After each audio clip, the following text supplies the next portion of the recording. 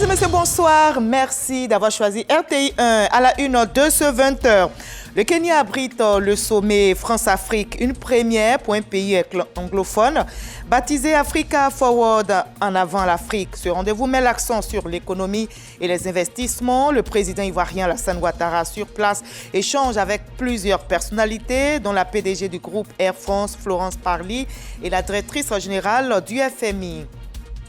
Votre rubrique La Grande Côte d'Ivoire s'intéresse ce soir à la diplomatie ivoirienne. Le président Alassane Ouattara s'active pour positionner le pays comme un acteur de paix et de stabilité. De la distinction reçue à Abu Dhabi au sommet Africa Forward de Nairobi, la Côte d'Ivoire défend le dialogue, la prospérité et la jeunesse africaine. Il est parti, mais reste présent. Sa voix s'est tue le 11 mai 1981, mais son message résonne encore. Les légendes ne meurent jamais. 45 ans après son décès, Bob Marley continue d'inspirer le monde. Ses chansons et son message de paix traversent les générations. En Côte d'Ivoire comme ailleurs, artistes et fans lui rendent hommage. La vigilance sanitaire monte d'un cran en France. Un premier cas d'hantavirus a été confirmé. Les autorités veulent désormais briser les chaînes de transmission du virus. 22 cas contacts sont identifiés. Les passagers considérés à haut risque ont été placés à l'isolement pendant 6 semaines. Le foyer de contamination est lié au navire de croisière. Bienvenue sur RTI 1 et très ravi de vous retrouver en ce début de semaine. Nous commençons tout de suite par Nairobi au Kenya où se tient le sommet France-Afrique baptisé Africa Forward. En avant l'Afrique, ce rendez-vous met l'accent sur l'économie et les investissements. Le président ivoirien Alassane Ouattara sur place multiplie les rencontres en marge de ce sommet. Vous allez le voir, il a échangé notamment avec la directrice générale du Fonds monétaire international. Explication détaillée avec Herman Guivé. On suit ensemble. Présent à Nairobi, capitale du Kenya, dans le cadre du sommet Africa Forward, le président de la République Alassane Ouattara a accordé plusieurs audiences. Le chef de l'État s'est entretenu successivement avec la présidente du groupe Air France KLM, Florence Parly, le président de la refondation de la République de Madagascar, le colonel Michael Randrianirina, et la directrice générale du Fonds monétaire international, Kristalina Georgieva. Les échanges avec la présidente du groupe Air France KLM, Florence Parly, ont permis de faire un tour d'horizon des activités de cette compagnie aérienne en Côte d'Ivoire et d'aborder la coopération entre Air France et la compagnie nationale ivoirienne Air Côte d'Ivoire. L'entretien avec le président de la refondation de la République de Madagascar, le colonel Michael Randrianirina, a quant à lui été l'occasion pour les deux chefs d'État d'évoquer les perspectives de renforcement de la coopération entre la Côte d'Ivoire et Madagascar, ainsi que des sujets régionaux et internationaux, notamment les questions de paix, de sécurité et de développement du continent africain. La rencontre avec la directrice générale du Fonds monétaire international, Kristalina Georgieva, a pour sa part porté sur le satisfecit décerné par le Fonds monétaire international, le FMI, au programme économique et financier de la Côte d'Ivoire, soutenu par cette institution, ainsi que la résilience et les performances de l'économie ivoirienne en dépit des chocs multiples. Africa Forward veut réinventer le partenariat Afrique-France. C'est d'ailleurs l'enjeu principal de ce sommet qui se tient à Nairobi. Face donc à la baisse des investissements français et à une concurrence de plus en plus forte, les deux partenaires réfléchissent à de nouveaux modèles de coopération pour l'avenir. Lansini Bakayoko nous explique. La compétition pour l'influence en Afrique s'intensifie, marquée par une lutte stratégique entre les grandes puissances, redéfinissant les alliances sur le continent. Avec ce sommet du Kenya, la France cherche à renouveler ses relations avec les pays africains via des partenariats plus équilibrés en misant sur l'investissement privé et des contrats concrets. Ce sommet d'envergure, fondé sur des partenariats mutuellement bénéfiques et un rapport d'égal à égal, est prioritairement orienté vers des sujets économiques tels que la réforme de l'architecture financière internationale, la transition énergétique, l'industrialisation verte, l'économie bleue, l'intelligence artificielle et les technologies numériques. Pour Paris, les enjeux sont colossaux. En 20 ans, la part de marché en Afrique est passée de 8 à 4%. En 15 ans, la Chine est devenue le premier partenaire commercial du continent avec des exportations autour de 225 milliards de dollars en 2025. Moins présente économiquement en Afrique, La Russie a intensifié sa coopération militaire, ses exportations de céréales et d'engrais. À Nairobi, les grands dirigeants d'entreprises africaines et françaises devraient rencontrer les petites et moyennes entreprises. Sur le continent africain, où le tissu économique s'appuie sur les dynamiques des entrepreneurs individuels, le soutien aux PME est essentiel pour répondre aux défis économiques de prospérité et d'inclusivité, notamment des jeunes et des femmes. Mais bien plus encore, Africa Forward illustre un rapprochement entre les espaces francophones et anglophones avec Nairobi comme carrefour stratégique. Voilà, et sur la scène africaine, notre pays compte, on le dévoile dans votre rubrique La Grande Côte d'Ivoire.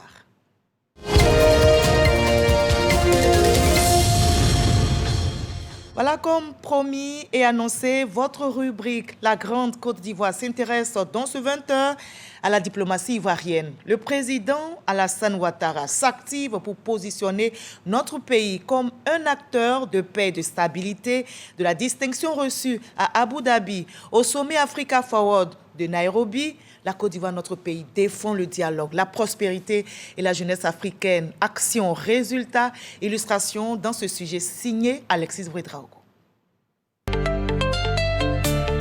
La Grande Côte d'Ivoire. Ce n'est pas seulement des routes, des ponts ou encore une croissance économique.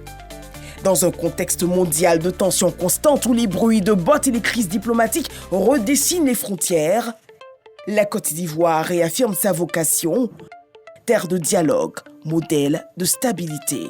Nous continuerons à prôner le dialogue, l'entente et la diplomatie commerciale, à réaffirmer notre doctrine, une Côte d'Ivoire amie de tous et ennemie de personne. C'est l'une des signatures de son accession à la tête de l'État. Repositionner la Côte d'Ivoire sur la scène internationale. Dès 2012, le pays se lance dans une offensive diplomatique sans précédent aux quatre coins du globe. Avec l'entrée de la Côte d'Ivoire comme membre non permanent au Conseil de sécurité, c'est une fierté pour les Ivoiriens. De Washington à Tokyo, en passant par Londres, Kiev ou Berlin, la voix de la Côte d'Ivoire est à nouveau audible et respectée. Depuis l'époque d'Houphouët-Boigny, où nous avons fait de la paix, du dialogue, le fondement de notre diplomatie. Le président Alassane Ouattara a dirigé l'institution sous-régionale. Aujourd'hui, il dirige l'UEMOA, qui est la principale institution monétaire sous-régionale. Tout ça pour que la Côte d'Ivoire joue un rôle important de solidarité au sein de notre espace sous-régional. Une vision avec des retombées concrètes, la signature de plusieurs accords de coopération, des réalisations de projets phares comme l'échangeur du Carrefour Solibra financé par le Japon, l'obtention du programme MCC soutenu par les États-Unis d'Amérique pour la réalisation de projets d'envergure, le programme C2D tenu par le Trésor français. En parallèle de ces accords d'État à État, ces visites officielles servent de vitrine au secteur privé. Le climat des affaires stabilisé par la diplomatie de paix convainc de nombreuses multinationales à s'implanter durablement en Côte d'Ivoire. Un flux continu d'investissements directs étrangers qui non seulement crée des milliers d'emplois, mais positionne le pays comme hub incontournable en Afrique de l'Ouest. Je suis à Nairobi, au sommet Afrique-France. Le président de la République est présent à ce sommet. Si vous regardez le sommet Russie-Afrique, les sommets Turquie-Afrique, les sommets États-Unis-Afrique, les sommets Chine-Afrique, la Côte d'Ivoire a même accueilli le TICAD, qui est le forum du Japon. Notre pays, partout où on parle de paix, partout où on parle de développement économique, est présent, même si on a des partenaires privilégiés, même si on a des convictions démocratiques auxquelles nous sommes très attachés, on reste le pays de tous, ami de tous, ennemi de personne. Le pays renforce ses liens avec de nouveaux partenaires mondiaux, s'imposant comme interlocuteur de choix. En dépit d'un contexte régional particulièrement complexe, Abidjan reste ferme sur ses principes de dialogue pour maintenir la stabilité régionale, privilégiant systématiquement la négociation et le règlement pacifique. Vous voyez bien que la posture de la Côte d'Ivoire est toujours une posture de dialogue, une posture d'ouverture. Et en dépit des tensions qu'on peut avoir, on ouvre notre territoire pour accueillir nos frères de ces différents pays. Qu'il s'agisse de soutenir les États dans leur transition démocratique ou de plaider pour le multilatéralisme aux Nations Unies, la Côte d'Ivoire prône la paix. Une dynamique qu'auréole le titre de protecteur du prix Félix Houphouët-Boigny décerné au président Alassane Ouattara et sa distinction en septembre 2025 au Forum d'Abu Dhabi de lauréat du prix africain pour la promotion de la paix. Cette semaine, Alassane Ouattara est à Nairobi. La Côte d'Ivoire s'y fait porte-voix de l'Afrique pour une réforme de l'architecture financière mondiale, plaidant pour une mobilisation inédite de 120 milliards de dollars au profit du développement du continent. Avec ce plaidoyer, celui de la coproduction et de la création d'emplois pour les jeunes, piliers de la stabilité du continent. Car, pour la grande Côte d'Ivoire, in fine, l'avenir et la prospérité ne peuvent être durables que si elles sont partagées dans la paix. Voilà, et la paix qui est un trésor inestimable. Grande Côte d'Ivoire, la diplomatie ivoirienne qui s'active, un sujet réalisé par Alexis Ouedraogo. Et dans la Grande Côte d'Ivoire, la justice veut tourner la page des détentions abusives. Justement, les acteurs de la chaîne pénale, en conclave à Yamoussoukro, sous l'égide du garde des Sceaux, Sansan Kambilé, planche sur la détention préventive. Le ministre appelle à la tolérance zéro contre les séjours carcéraux injustifiés. Léon Pro. Le garde des Sceaux, ministre de la Justice et des Droits de l'Homme, sans langue de bois face aux acteurs de la chaîne pénale. Plus de détentions injustifiées dans le système judiciaire ivoirien pour compter de ce conclave. Des sanctions disciplinaires seront prises chaque fois que cela sera nécessaire, sans préjudice des poursuites pénales prévues par les textes. Le dire est moins une menace qu'un rappel pressant à l'exigence de responsabilité et de redevabilité. Sur les raisons de ce combat, le ministre de la Justice dépeint 3 cas de détention irrégulière révélés par les inspections de février et mars dernier dans certaines prisons. Des personnes qui attendent leur jugement, au-delà des délais légaux, celles encore détenues malgré une décision de relax ou la purgation de leur peine. Chaque cas de détention injustifiée n'est pas une simple anomalie administrative ou judiciaire. C'est une atteinte directe à la liberté individuelle, une mise en cause de la crédibilité de notre institution judiciaire et une responsabilité potentielle de l'État. C'est aussi et surtout une injustice faite à un usager. À l'origine de ces irrégularités, le garde des Sceaux indique les points de défaillance. Ce que ces anomalies constatées révèlent, c'est autant des divergences dans l'interprétation des textes que des difficultés à faire fonctionner correctement la chaîne judiciaire. Et d'engager chefs de cour et de tribunaux, procureurs et avocats généraux, délégués régionaux et chefs d'établissement pénitentiaire à lever ces obstacles, le ministre de la Justice dit la détermination du gouvernement à adresser la question du financement des procès et partant celle de la détention préventive. Voilà, la justice, la cohésion se construisent aussi avec les gardiens de nos traditions à Zamaka, dans le département d'Abengourou, où je vous conduis. La tribu Ayoko Kouabré installe son nouveau chef. Nanan Kwaku Kwasi Nicolas prend officiellement le pouvoir après plus de 10 ans de vacances. La cérémonie d'intronisation est rapportée pour vous par Régis Kofi et Gilles Tonien. Localité de Yakassé-Féassé, département d'Abengourou, place de l'indépendance du village de Zamaka. Purification de l'espace avant l'annonce du tam-tam parleur. Le chef de la tribu Ayoko Kouabré est connu. Nanan Kwaku Kwasi Nicolas et son épouse portés en triomphe, signe d'approbation du nouveau leader après plus de 10 ans d'attente. Celui qui a été choisi aujourd'hui pour assumer la direction de la grande famille de la tribu Ayoko Kouabré, c'est celui qui était en droit de le faire. De sorte qu'aujourd'hui, ce vide qui a été créé depuis des années est comblé. Une famille n'a pas vocation d'être divisée et séparée. Mais sans chef, c'est difficile. Avec un chef, je pense que c'est à nous, fils de la famille, cadres et autres, de l'épauler pour qu'il puisse rassembler tout le monde et faire en sorte que nous soyons un. Une cérémonie d'intronisation sous le regard des cadres, autorités administratives et plusieurs invités, au nombre desquels le directeur général de la RTI, représenté par le directeur des ressources humaines, en soutien au chef Nanan Kwaku Kwasi, qui entend réunir les filles et fils des différents villages de l'Indénié du Hablin. Ça fait un moment que les membres de la famille sont dispersés. Ça fait près de 14 ans qu'il n'y a pas de chef. Moi, je reste les bras ouverts et je suis là pour accueillir tout le monde. Et je m'efforcerai à faire venir tout le monde, comme on dit, à le faire rentrer dans la bercaille. Dans l'Indénié du Hablin, les membres de la tribu Ayoko Kwabré se retrouvent dans 7 villages, dont Zamaka, Yakassé, Adaou et Sankadiokro. Et pour la paix, le développement, pour mieux agir, il faut des données fiables. L'UNICEF apporte son appui à notre pays, la Côte d'Ivoire, avec un don de près de 180 millions de francs CFA.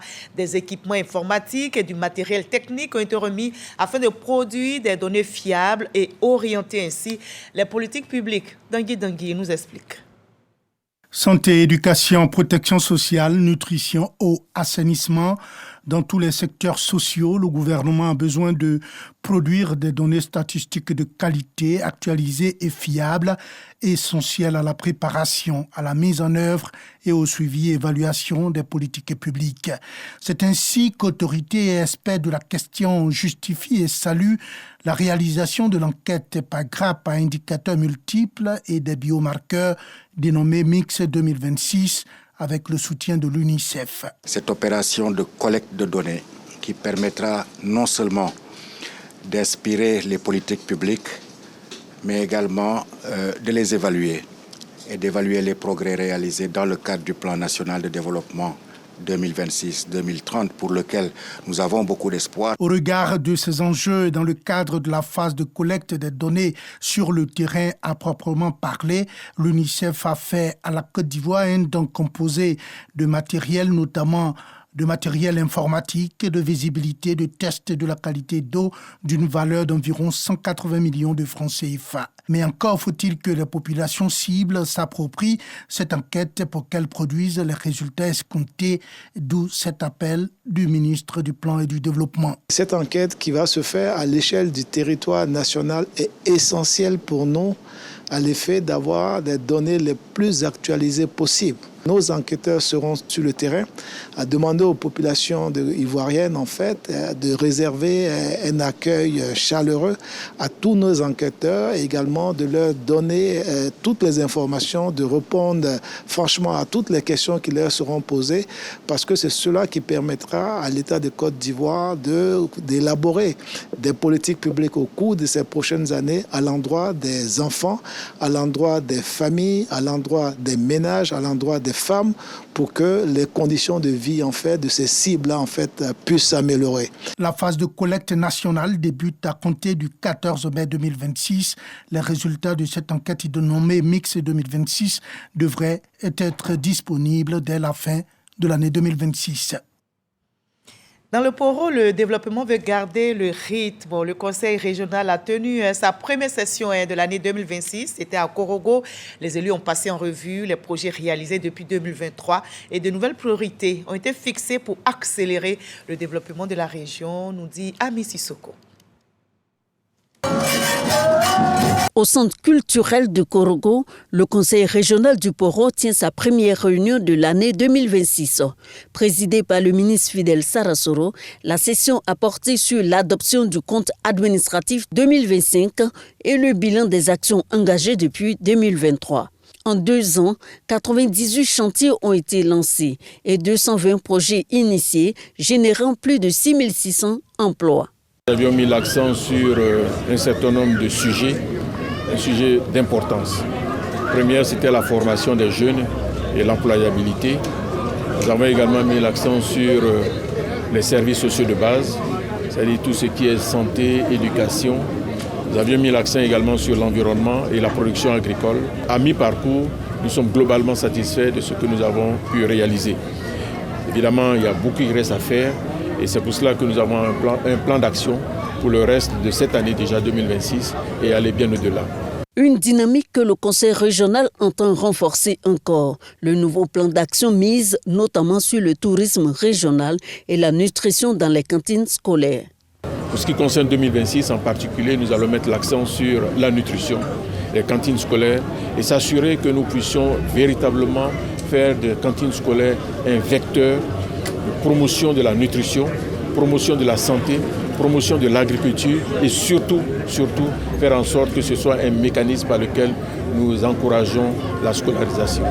Des avancées qui laissent entrevoir de nouvelles perspectives pour la région du Poro, engagée dans une dynamique de développement soutenue. Voilà, je vous conduis dans une autre région où l'État veut renforcer sa présence sur le terrain. L'administration se rapproche donc davantage des populations. À Yamoussoukro, la ministre d'État, Anne-Désirée Ouloto, a présidé un conclave sur les services déconcentrés. Et pendant 3 jours, les directions régionales seront évaluées en vue de renforcer leur efficacité. Kader Sogodogo.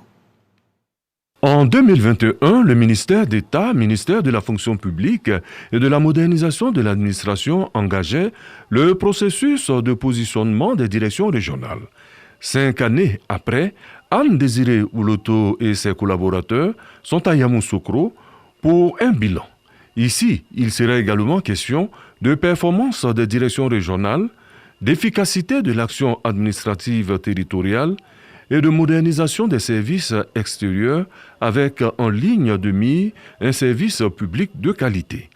À vos côtés, Madame le ministre d'État, nous soutiendrons toutes vos orientations stratégiques visant à faire de nos directions régionales des leviers directs d'amélioration de la vie des usagers du service public. Les orientations de la ministre d'État, ministre de la fonction publique et de la modernisation de l'administration sont claires.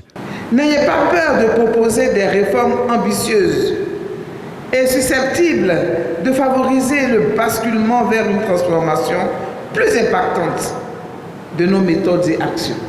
J'attends de vous enfin transparence et redevabilité.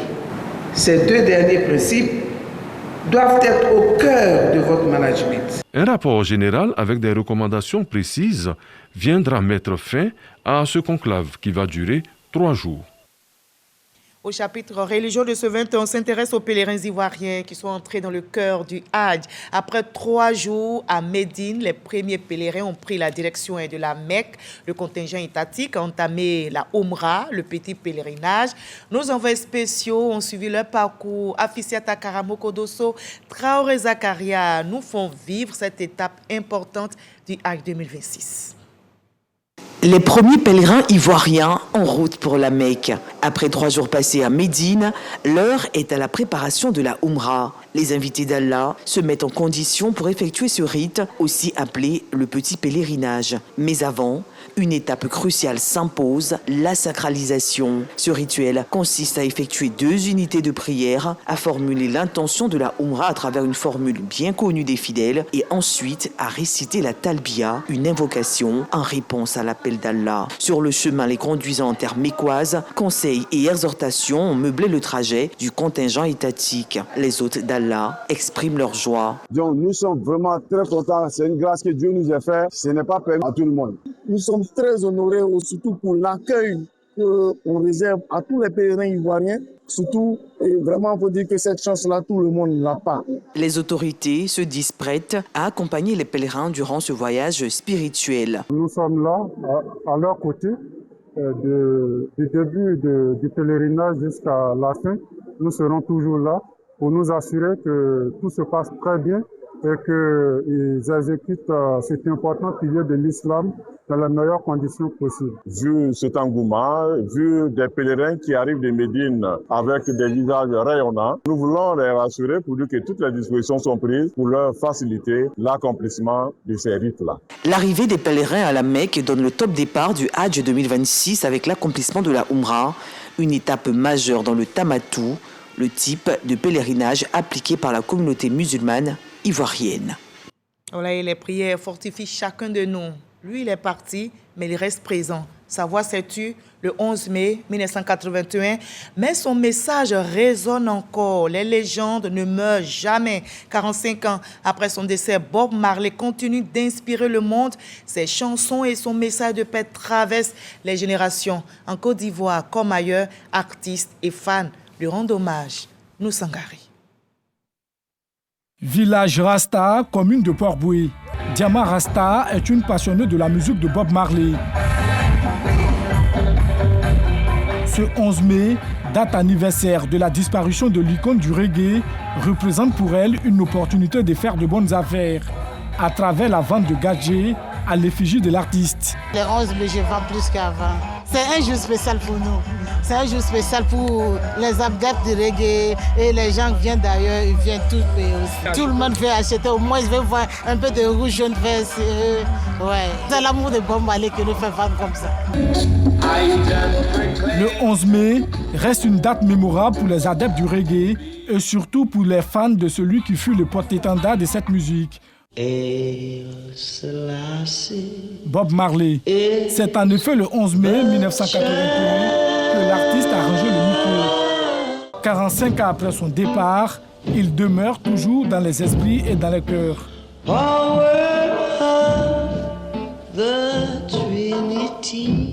La chanson que j'aimais, c'est No Man No Cry. Moi, je l'interprète à ma manière. Lui aussi l'a interprété. Ouais, moi, par exemple, je dis pas de femme, pas de pleurs.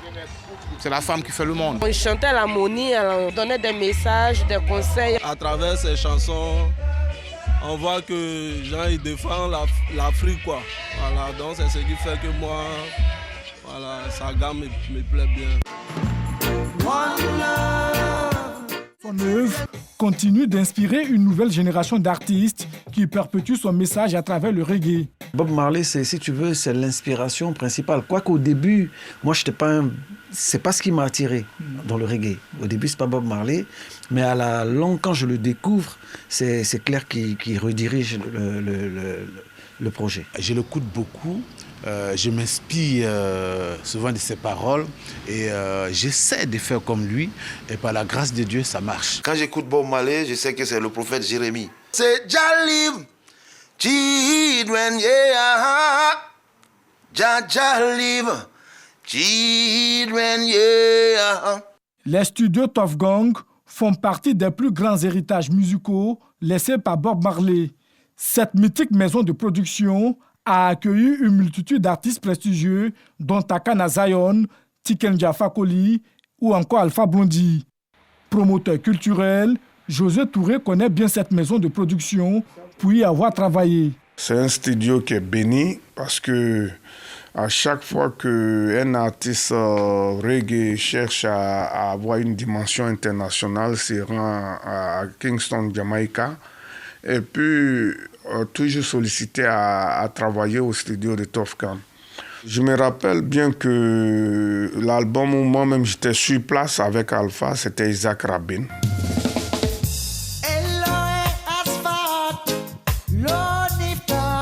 Tiken Jah, je pense que Manjécratie est sorti de Tough Gang. Allez, aux hommes politiques. Ils enlèvent nos noms dans les business. La sonorité de Tough Gang, c'est une sonorité qui est recherchée et non qui s'impose. D'ailleurs, parce que tu ne vas pas sortir de là sans vraiment avoir la musique de base reggae que tu veux entendre, c'est-à-dire drum and bass. You know? Parmi ses œuvres les plus marquantes, l'album Legend, sorti en 1984, 3 ans après sa mort, reste un phénomène mondial. À lui seul, il s'est écoulé à plusieurs dizaines de millions d'exemplaires, faisant de lui l'album reggae le plus vendu de l'histoire. C'est une suite logique. Pendant qu'il était vivant, qu'il a sorti les projets, ils étaient encore en train de se vendre. Et après son départ, vu que les œuvres ont vécu dans le temps, mais c'est normal qu'il vende plus que de son vivant. Né en Jamaïque le 6 février 1945, Bob Marley quitte la campagne à l'adolescence pour rejoindre Kingston et ses ghettos. Il fonde en 1963 le groupe vocal The Wailers et enregistre ses premiers titres. Le 11 mai 1981, Bob Marley s'est éteint à Miami des suites d'un cancer. mais son héritage, lui, reste éternel. Voilà, sa voix s'est éteinte, mais son message continue de vivre. La vigilance sanitaire monte d'un cran en France. Un premier cas d'hantavirus a été confirmé. Les autorités veulent désormais briser les chaînes de transmission du virus. 22 cas contacts sont identifiés. Les passagers considérés à haut risque ont été placés à l'isolement pendant 6 semaines. Le foyer de contamination est lié au navire de croisière. Fin de ce 20h, merci à vous tous de l'avoir suivi. Le 11 mai reste gravé dans les mémoires. On n'oublie pas du tout la légende de Bob Marley qu'on continue d'écouter encore et encore. À demain 20h dans la paix.